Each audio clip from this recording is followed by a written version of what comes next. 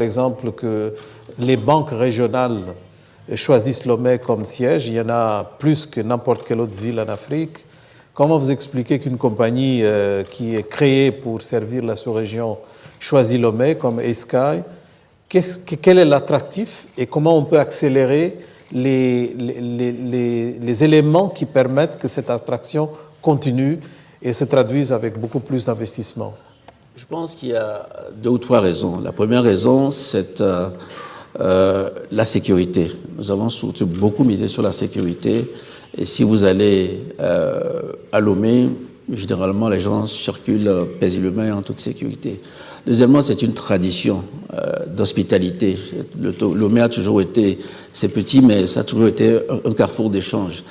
Je parlais tout à l'heure du port franc, je peux parler de la réexportation. 40% de ce qui arrive, des marchandises qui avaient à Lomé, sont réexportées dans les autres pays.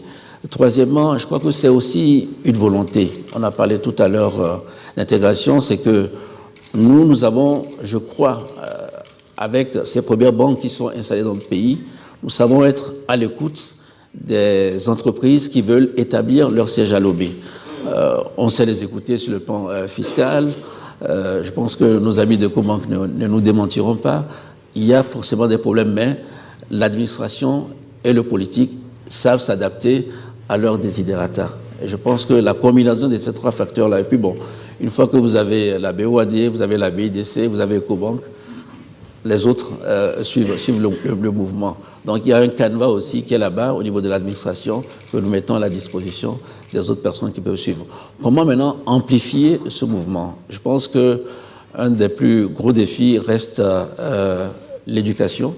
Je pense qu'un pays comme le Togo qui abrite autant d'institutions financières devrait avoir une business school de first class ou bien une école où on peut apprendre le métier des banques parce que nous avons toutes ces banques dans notre pays. Donc il y a cela.